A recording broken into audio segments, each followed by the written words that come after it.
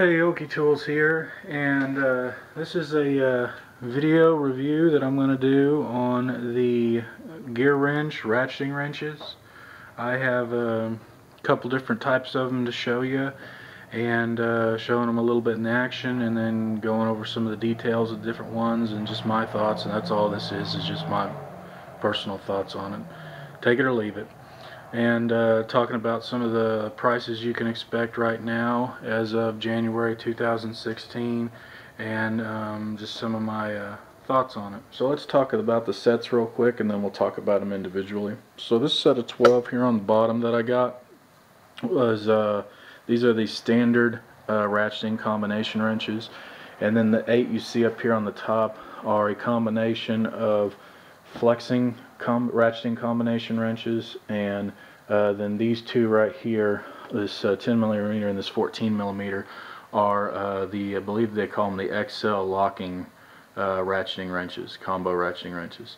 So I got this set of 12 for $32 on eBay, and then bought all those as individual stock, varying prices on them. I think this total set of 8 costs me $75 altogether, which is pretty good in my opinion, because they're all brand new, and you know, normal set for 7 costs about $65, so I thought I got a pretty good price with one extra wrench. And these got a good deal on these because they just happen to be the same price as these other flex ones that I got. So there's a lot of places you can get them. Like I got mine from eBay.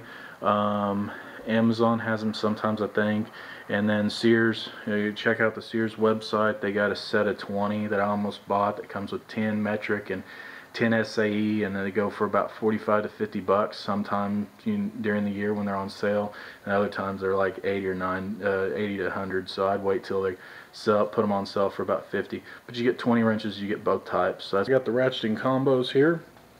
And this is a 7mm and 8mm, and I kind of got those out to show you something interesting with my set, and I've heard about other guys talk about it too in their sets.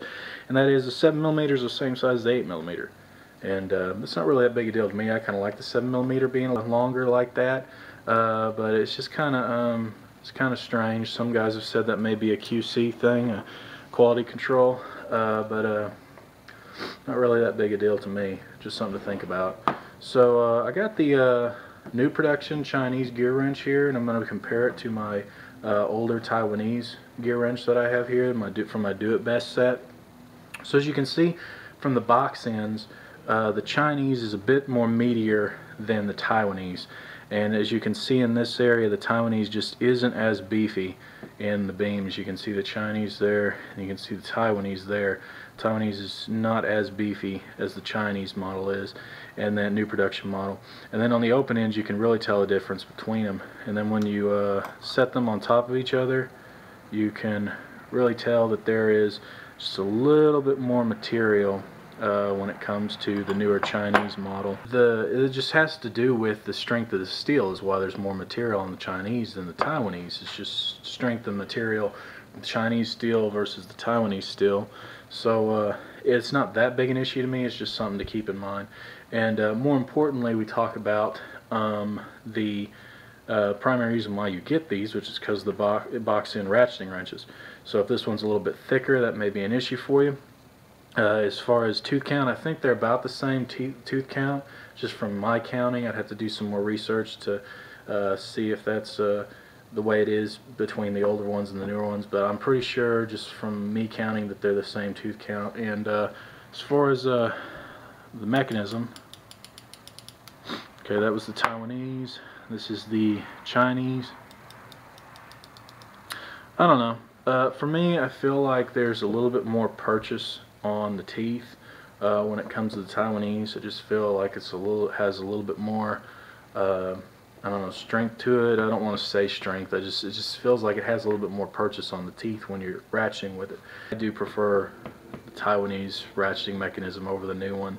Some guys say they're used to be a lot smoother than they are now. If that smoothness you know, goes hand in hand with purchase on the teeth, then I can agree with that.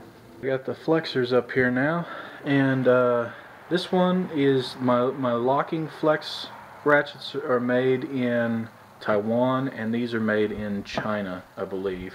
I'm certain these are made in Taiwan because that's what the tag that came with them said on that and my 10 millimeter. The ones that I've gotten that did have tags on them, new production for these flexing, said China, so as country of origin. So the way these flex is, they don't have any teeth or anything in there. They just flex. You know, this one's got teeth on it. I'll show you in a second. But they don't have any teeth, but they have this adjustable bolt that goes through there. And I've also heard that it's adjustable with Allen, but I've also heard that it may be spring loaded. I think I read something about that. And it holds it together. I mean, it does not flex a lot. It doesn't move from that position where you put it at. I kind of like that. I like that these lock, but these aren't loose by any means. And I have seen, and I do have some of these that are well used and been around for a while, and they are still nice and taut. They have you know, they don't flop around or anything. So I think that's a good system, even though it doesn't have teeth. But these ones right here, as you can see, this is a not really a great comparison, but it's a 14 millimeter and 17 millimeter. As you can see, that 14 millimeter is the same length, they're almost the same length as the 17. So these are supposed to be the XL, I think they call them. So they're longer. I like that. I always like when a wrench is longer. And these have teeth, and this is the locking mechanism on here. So when you unlock it, you go the right way with it. When you unlock it, you can hear those teeth click in, and then you can lock it in that position, and they don't come loose. I have had some problems in the past with some of their locking features, like on their ratchets. I had a 1/4 inch locking ratchet, flex locking ratchet, that I had some issues with, and I had to send into them. But no big deal. The one they sent me was great, and as far as their XL locking ratcheting wrenches go, I haven't had a problem with either of the ones I have. Now these are made out of plastic, this portion right here. I don't know how I feel about that, but it is a price point. You know, they build these to a price point. You just got to keep that in mind. As far as the difference between these new production Taiwanese and their ratcheting mechanism over these Chinese production ones, I don't know. I would say between these two right here, this one is smoother than that one for certain. Just me feeling it. You know, again, these are you know, do-it-yourself tools. You know, in your home garage or whatever. I do know some guys that use them in the industry, but you just need to keep that in mind. They're built to a price point. And as far as that goes, my kind of closing thoughts on that is, when you hear guys talk about ratcheting wrenches, they're talking about Gearwrench a lot. And for the price and the availability, I mean, they're available all over the internet and in stores all over the place.